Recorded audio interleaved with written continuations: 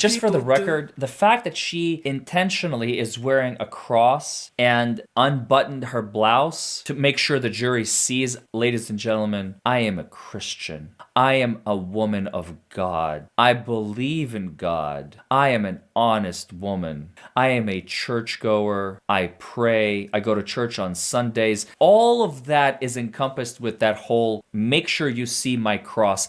So we know already from the situation with the FBI that Jen's a caller. She's just gonna start blowing up phones. She's like, 10 minutes, 5 calls. Like, I was just like going down the favorites list. What did you tell the grand jurors about who you called or who you attempted to communicate with in those first few minutes after that 4:53 a.m. call? I don't know exactly what I said on that day, but I know who I spoke to. Well, said on if that it's day, not a story, you spoke to Karen Reed. it should be the same, right? On which day? What are we talking The day of the grand jury. Okay. Oh, stop explaining. Stop, just answer the questions, because honest witnesses can just answer a question. She's like, everything has got to be this 20-minute explanation about this is and she keeps going over the same line, right? It's over the same sort of rehearsed speech. So you can see that her little speeches are the same each time. That would be April 26, 2022. I don't have the paper in front of me, so I don't know my exact words. Well, I'm not asking for your exact words, but did you tell them, as you sit here, do you remember telling the grand jurors under questioning by the Commonwealth that you spoke with Karen Reed? Whoa, I backed up. Because also she slipped in there that she called the waterfall. Girl, don't go chasing waterfalls. So there's a lot of weaseling she does about no, this wouldn't refresh my memory, which is she thinks she's figured out a super trick. Yeah, it's hard as a defense counsel. You got to be mentally alert, staying up on all of her bobbing and weaving, deceiving. It's like she is so much though losing her credibility the way she's acting. She's thinking that she's coming across like she's got a one up on the defense counsel here. Like, I don't have to say anything. You got to try to prove it from what I said earlier. And even if you try to prove it, I'll just claim I don't know it. But you know what? You've absolutely imploded as a witness. You're completely destroyed your credibility. Juries will not believe somebody like her. Okay. We know she called at 6:07, but did we know that she called at 5:07, which would have been right after she heard from Karen? How do I not remember this from last time? Because I don't remember this at all. 6:07 was after she called 911. Twice she called her sister from the car or near the car, and then she called Brian. But 5:07, is that new information? Are there more? Are there more? It was a chaotic day. I selectively remember phone calls. It seems that you have a history of selectively remembering phone calls.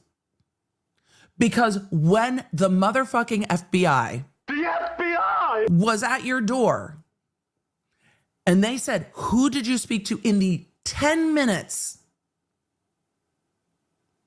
The 10 minutes from when we said we wanted to speak to you and you let us into your house, who did you speak to? And you forgot 3 whole ass phone calls to Brian Albert, to the DA's office, and to the victim's mother.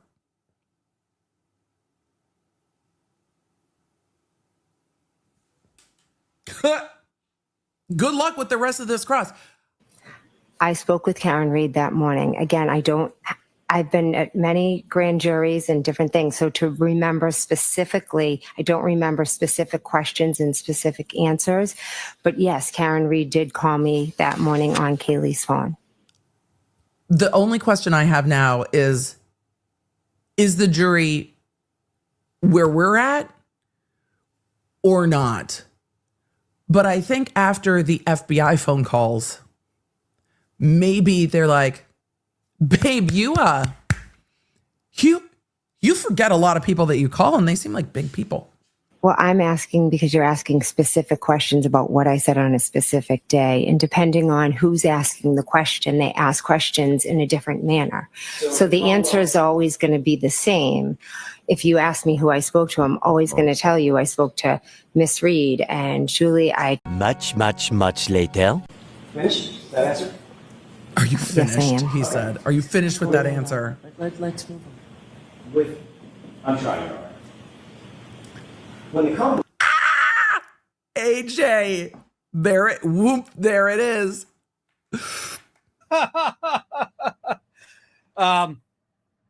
He's like, "Are you done? Are you done?"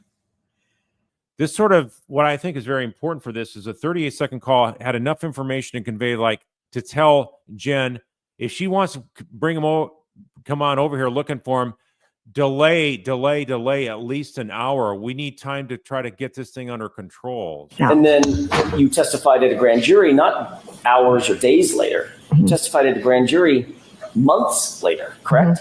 Correct. And at that grand jury, you also left out the fact that you contacted your sister, correct? There's nothing nefarious. I remembered Nefarious. who I called. I didn't go back and look at phone records. I didn't Isn't say it that- interesting how she pronounces nefarious the same way that Hank Brennan does? Isn't that interesting? Huh. This is another reason for witnesses to just answer the question. Because if you go on some rambling off script explanation, you can potentially give the other lawyer a whole big stick. Why would you think he's insinuating something nefarious? Or I'm sorry, I need to do it Boston. Nefarious. You said it exactly like Brennan. I'm never going to get through this testimony this morning. I didn't say it was nefarious. Why would you use the word nefarious? Because there's nothing about me calling my sister that is nefarious, and I feel like you're insinuating it might be, and it's not. Oh my God, I love this piece. Why would you assume that he's insinuating that there's something nefarious? Is it because you know it looks sus as fuck? The fact that you're sitting there with this jury here saying there's nothing nefarious means that you think that there is.